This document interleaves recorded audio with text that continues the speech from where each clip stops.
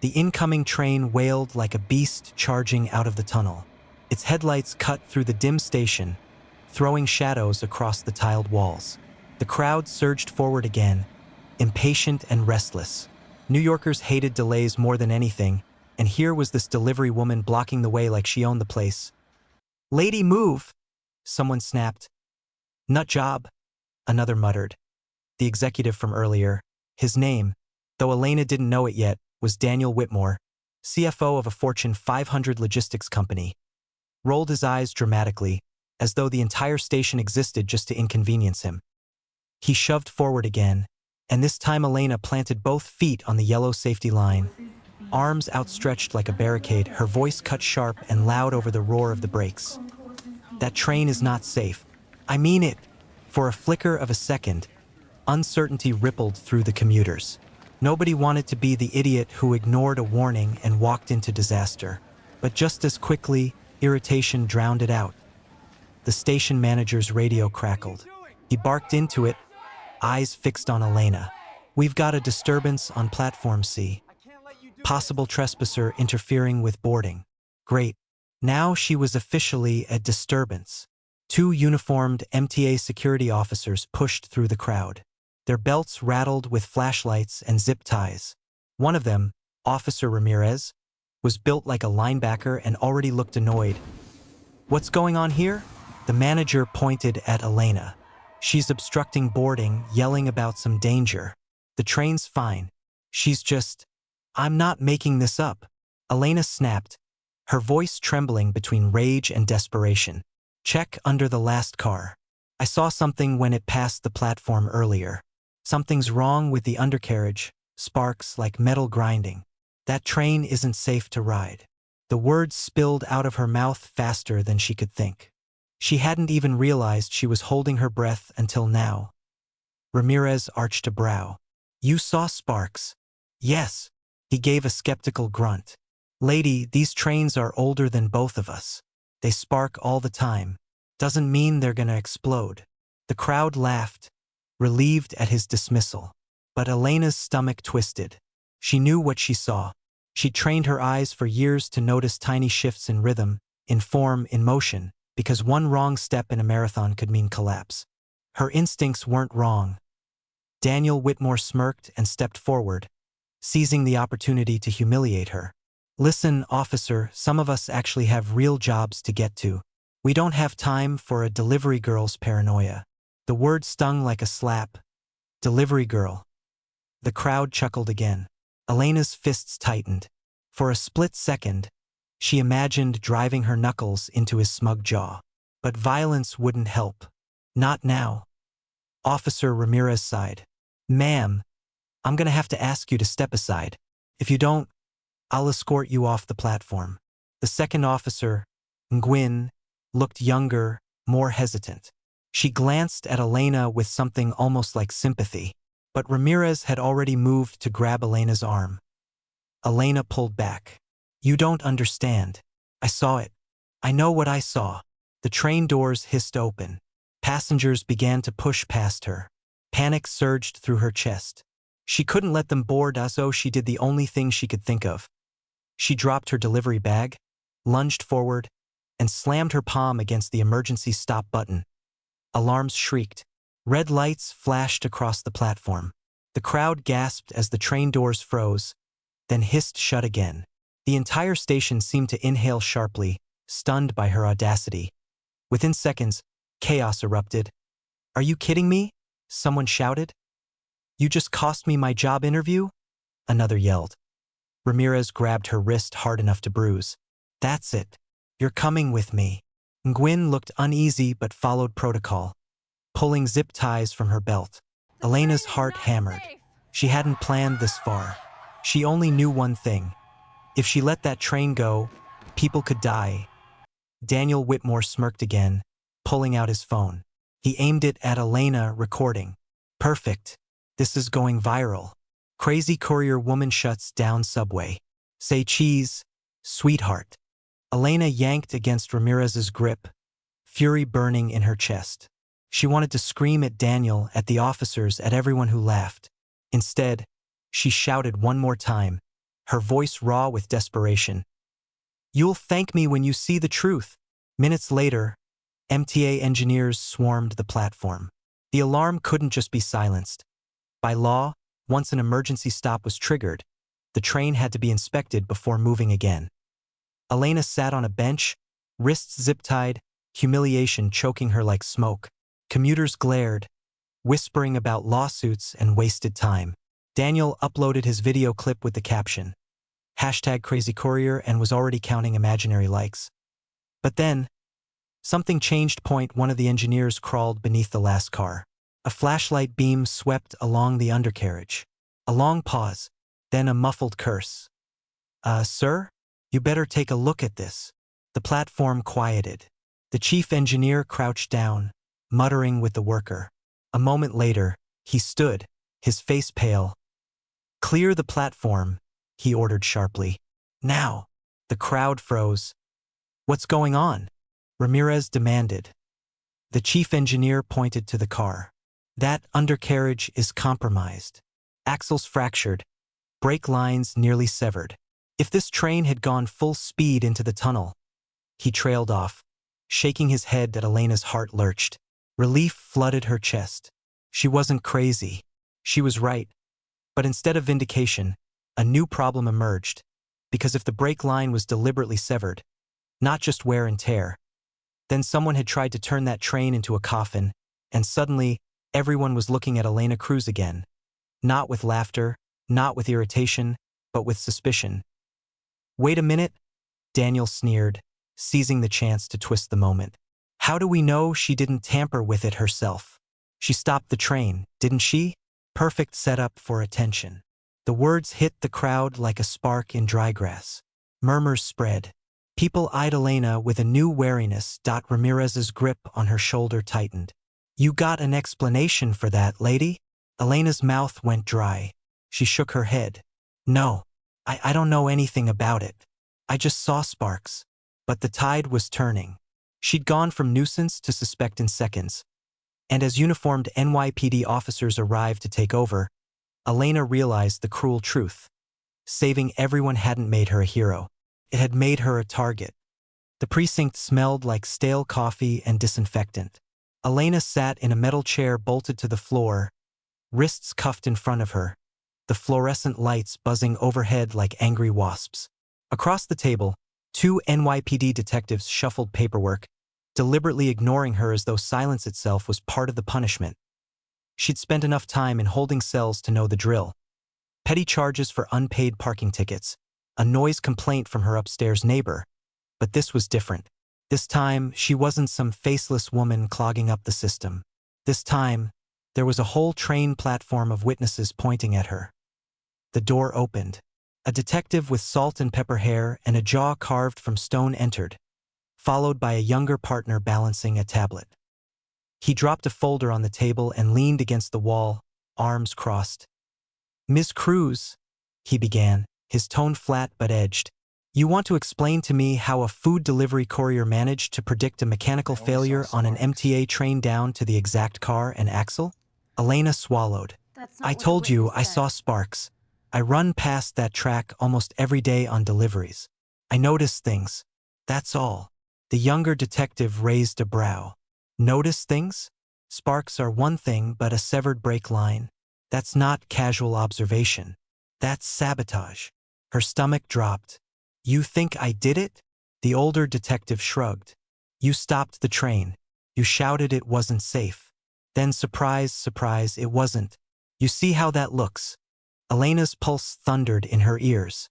She wanted to scream, to hurl the table across the room, but she forced herself to breathe. She'd learned the hard way. Shouting never helped when you looked like her. Brown skin, worn sneakers, delivery app jacket. People didn't hear the words, only the anger, so she steadied her voice. "Look, I don't know how that brake line was cut, but I know what I saw.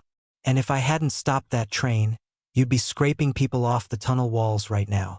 The detectives exchanged a look. For a second, doubt flickered in their eyes. But then the older one snapped the folder shut. "We'll see what the lab says. For now, you're staying put." Hours passed. Elena's stomach growled. Her phone buzzed uselessly in an evidence bag across the room. Her daughter Sophia's school was probably calling, wondering why no one had picked her up. The thought of her little girl waiting on the sidewalk, backpack straps slipping, broke her chest open. The door opened again. But this time, it wasn't a detective that it was Daniel Whitmore. The executive strolled in like he owned the place, suit crisp, tie loosened just enough to look casual. He carried a takeaway coffee in one hand and his phone in the other, where Elena caught a glimpse of a paused video. The clip of her slamming the emergency stop, already captioned, already racking up views. Well, he drawled, settling into the seat across from her without invitation. The subway hero? Or should I say, the subway saboteur? Elena glared. What are you doing here? Business, he said smoothly. See, one of my companies holds contracts with the MTA. This little fiasco is going to cost us millions. Investors hate disruptions. So imagine my delight when I find the perfect scapegoat gift-wrapped in a delivery backpack. Her fists clenched. You think I'll just roll over and take the blame? Daniel leaned in, smirk curling. Lady, nobody cares what you think. The narrative is already writing itself. Unstable immigrant courier, stressed about bills, lashes out by tampering with a train. It's clean, believable. And guess what? People love a villain they can look down on. The words sank like knives. She'd spent years fighting not to be invisible, and now they wanted to make her visible only as a monster. But beneath the despair, a flicker of rage ignited. If Daniel Whitmore was here, leaning this hard, it meant something bigger was at stake. Something he wanted buried. The younger detective burst back into the room, panting slightly from a jog down the hall. He held a printout in his hand. Sir, you need to see this. The older detective scanned it, then froze. His eyes darted to Elena, then to Daniel. What is it? Elena demanded. The detective hesitated. Then, reluctantly, forensic analysis says the brake line wasn't cut with a random tool. It was precision work, industrial grade, like something you'd see in a machine shop. And here's the kicker. Residue matches compounds used in aerospace manufacturing. Daniel's smirk faltered. Only for a second, but Elena caught it. Aerospace, logistics, contracts, his world. She sat up straighter. So I was right. Someone did this on purpose. The younger detective shifted uncomfortably. That doesn't clear you, Ms. Cruz. For all we know, you have a connection. But Elena's runner's instincts, the same ones that had seen the sparks, screamed something else. This wasn't random, and it wasn't about her. She was just the unlucky witness who'd pulled the alarm.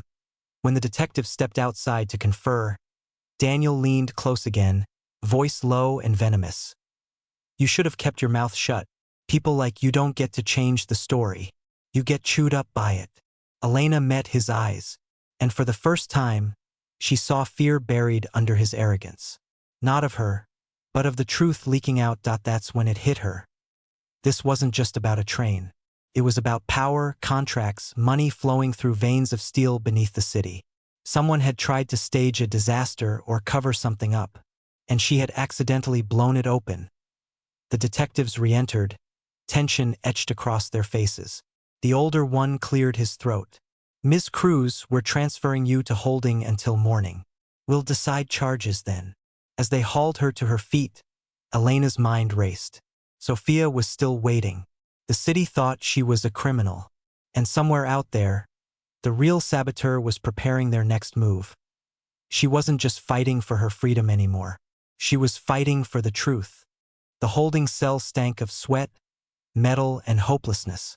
Elena sat on the bench, head in her hands, replaying the grainy security cam still over and over in her mind. That crouched figure, knees bent just like a runner before takeoff, body weight shifted on the balls of their feet. To anyone else, it was a blurry smudge. But to her, it was clear. She knew that stance. Back when she worked double shifts, she'd sometimes deliver to the East River docks at midnight. That was where she'd first seen him. A man in coveralls, running drills like clockwork, always sprinting short bursts between containers as if training in secret. She didn't know his name, but the posture, the rhythm, it was burned into her memory. The saboteur wasn't random. He was a ghost who moved like an athlete. And if she didn't get out, no one else would find him. At dawn, the detectives began paperwork to transfer her downtown. While one officer fetched coffee, the younger detective, eyes still suspicious but tinged with doubt, lingered by her cell. "You noticed something on that photo, didn't you?" he asked quietly. Elena hesitated. "If I tell him, he'll dismiss me. If I don't, Sophia stays waiting forever." So she said the only thing she could. "Yes, and if you don't let me follow it, people will die." The detective scoffed. But in that split second, when another officer shouted from across the hall, Elena acted. She darted forward, grabbing the detective's keyring as he turned. Years of sprinting between traffic and subway doors paid off. Her body moved before his brain did. In 3 heartbeats, she was out of the cell, down the corridor, and through the fire exit. The alarm blared, echoing through the precinct. New York's morning air hit her like ice. She was free, for now. Elena didn't go home. That would be the first place they looked. Instead, she raced through back alleys, ditching her delivery jacket, blending into the city's endless crowd. Her target, the East River docks. If the figure on the cam was who she thought, that was where she'd find a lead. The docks were half deserted at dawn, cranes frozen mid-lift, shipping containers stacked like tombstones. Elena ducked behind a rusted forklift and scanned the rows. There, a figure in coveralls, crouched beside a container, tools glinting in the weak light. Same posture, same stance. Her pulse spiked. She crept closer, sneakers silent against the concrete. Each step screamed danger, but the anger in her chest, anger at Whitmore, at the detectives, at the world calling her a criminal while the real enemy walked free, propelled her forward. When she was 10 feet away, the figure froze. Slowly, he straightened, turning his head just enough for her to see his profile. It wasn't a dock worker. It was a man wearing a patch on his sleeve. Whitmore Industries Logistics Division. Elena's stomach clenched. The sabotage wasn't random, it was corporate. The man noticed her too late. Elena charged, slamming him into the container wall. Tools clattered to the ground. "Why the trains?" she hissed, pinning his wrist. "Why risk hundreds of lives?" He snarled, wrenching against her grip. "You don't get it, lady. Chaos is leverage. Delays, accidents, they all drive up contract value. Whitmore gets paid triple to fix what breaks." Her blood ran cold. It was worse than she imagined. Sabotage wasn't an accident. It was a business model. The man shoved her hard, breaking free. He bolted down the dock, sprinting with frightening speed. Elena chased, lungs burning, legs pumping. For the first time in years, her old racing instincts came alive. Step for step, she matched him. The chase wound through stacked containers, over slick concrete, past startled dockhands. She could almost hear the voice of her old coach in her head. "Find your rhythm. Don't lose the line. You were born to run." Finally, at the pier's edge, she tackled him. Both went crashing to the ground. He writhed, reaching for a radio at his belt, but Elena grabbed it first. Static hissed, and through it, a voice she recognized. Smooth, arrogant, unmistakable. "Whitmore. Report. Is the package secured?" Elena's chest heaved. She pressed the radio to her lips and spoke, her voice steady for the first time since this nightmare began. "No, but I'm coming for you." Silence. Then the line went dead. The saboteur snarled beneath her, but Elena didn't let go. For the first time, she wasn't just reacting, wasn't just surviving. She was striking back. She knew the truth now. Whitmore wasn't trying to bury her. He was trying to bury the city under his empire of contracts and lies. And somehow she, a delivery runner branded as a criminal, was the only one fast enough, stubborn enough, reckless enough to stop him. The underdog had teeth. And the fight was just beginning. The stolen badge was scratched and bent, but to Elena it gleamed like a golden ticket. Whitmore Industries, her tormentor's fortress, had doors everywhere in the city. Warehouses, corporate offices, underground tunnels few outsiders knew existed. And now, she had a key. That night, Elena swapped her delivery jacket for a secondhand blazer she found at a thrift store, hair tied tight, posture straightened. In the dim reflection of a bodega window, she almost looked like an employee heading to a late shift. Almost. She approached Whitmore's Midtown logistics hub, a bland, glass and steel building no different from dozens around it. But she knew better. This wasn't an office. It was a staging ground. The entrance. A tired guard scanned her badge without much interest. The green light blinked, and just like that, she was inside. Fluorescent lights buzzed overhead. Corridors stretched sterile and endless. Forklifts beeped in the loading bays. But beneath the hum of machinery, Elena sensed something colder, something precise. These weren't workers moving freight. They were soldiers moving chess pieces. Elena walked with purpose, clutching a clipboard she'd swiped from a desk, blending in with the gray blur of uniforms. Every door she passed bore labels: operations control, asset security, incident response. Each one whispered the same truth: Whitmore wasn't running a company. He was running a shadow empire where accidents were engineered, disasters manufactured, and chaos monetized at last. She slipped into an unmarked stairwell, climbing down until the concrete walls dripped with condensation. The air thickened with the metallic bite of servers, generators, and secrets humming in the dark. She wasn't prepared for what she found. Behind a glass wall sprawled a chamber lit by screens.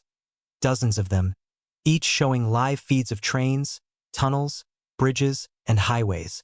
Red dots blinked across a digital map of New York like a spreading infection. Every dot was a vulnerability. Every one of them could be broken at Whitmore's command. In the center of it all stood Whitmore himself, silver hair gleaming, suit sharp as a blade. Calm, controlled, untouchable. He leaned over the table, speaking to his lieutenants. The derailment drew too much heat. We need subtler plays. Grid failures. Power surges. Things that look like bad luck, not sabotage. Elena's fists clenched. Hundreds of lives were pawns in his game. And somewhere in that room, maybe on one of those screens, was Sophia's school district. She pressed closer to the glass, pulse hammering. If she could snap a photo, leak it, the city would believe her. She raised her phone. "Hey!" A voice barked. Elena spun. A security officer loomed at the end of the hall, eyes narrowing. Think. Run and I blow my cover. Fight and I blow my chance. So she did what she always did best. Improvise. She shoved the clipboard into the guard's chest. Maintenance sent me down here. Leak in the server room. If the drives fry, you explain it to Whitmore. The guard froze, caught between suspicion and the terror of reporting failure. After a long beat, he muttered, "Fine. Make it quick." Elena forced a confident nod, then ducked into the next stairwell, heart slamming against her ribs. She had a photo. She had proof. But she also had a problem. Whitmore was already moving pieces, faster than she could track. On the subway ride back, Elena stared at the blurry images on her phone. Not enough for the cops to act. Not when Whitmore owned half the politicians in Manhattan. But enough for her. Enough to know this wasn't just about clearing her name. It wasn't even just about saving Sophia. Whitmore was poisoning the city. And the city had no idea. She tightened her grip on the phone, the same way she once clenched medals she never got to wear. "I'll take you down," she whispered to the empty train car. "Even if I have to run through fire to do it." And for the first time, she almost believed it. The night air hit Elena like a whip as she darted down the deserted streets, the city's neon glow reflecting off rain-slicked asphalt. Her phone buzzed incessantly, but she ignored it. Each step brought her closer to the subway station, closer to the safety of the underground tunnels she knew like the back of her hand. Behind her, two black SUVs hugged the shadows, headlights dimmed, tires crunching gravel as they followed. The men in suits moved with uncanny coordination, predicting her every turn. Elena's mind raced. They know my patterns. They know my city. I have to think faster. She slipped through an alley, ducking behind dumpsters, and called Sophia on a burner phone. "Sweetheart, listen carefully. Don't open the door. Lock it. Stay in your room. I'll be there soon." Sophia's trembling voice came through. Mom, why are they after you? Elena's throat tightened. It's not about me. It's about stopping someone who wants to hurt a lot of people. Just stay safe. I'll get you. Her heart twisted. She wasn't just running for herself anymore. Every step could put her daughter in danger. Elena reached the subway, vaulting over turnstiles, blending with the late-night cleaners and stragglers. The underground tunnels were her territory. She knew every emergency exit, maintenance hatch, and hidden stairwell. But the men were relentless. They had radios, tracking her phone, and a confidence that made her pulse spike. She ducked into a maintenance corridor, flipping a lever to close a heavy steel gate behind her. A distant thud followed, but the gate held. Her chest heaved as she moved in the shadows, scanning security monitors she'd seen during her brief infiltration. If I can reach the central control room, I can trigger an alert, maybe reroute their resources. Elena climbed a ladder into a service hatch that led directly beneath Whitmore's logistics hub. Above, the SUVs circled, honking, sending beams of light across the tunnel mouths. Elena's mind calculated angles, distances, and timings. She leapt across catwalks, rolled under scaffolding, and even slid down cables like a seasoned operative. Every turn, every movement was precise. Her past as a runner, honed through years of deliveries in tight urban grids, became her weapon. Each sprint was a calculation, each breath a rhythm. Halfway through, a shadow dropped in front of her, the first of Whitmore's men, blocking the tunnel. Elena had no choice and a blur. She twisted sideways, using his momentum to push him into a stack of crates. A spark flew as metal scraped metal, and he cursed, scrambling to regain balance. Elena sprinted past him before he could react, sliding down a maintenance ramp that spat her out near a side exit, barely a block from Sophia's apartment. Sophia's small form appeared in the doorway, eyes wide. Elena swooped her into a tight hug. It's okay. Mom's got you. No one's touching you. Sophia clung tightly. Are they going to catch you? Elena's eyes hardened. Not if I can help it. But I can't do this alone.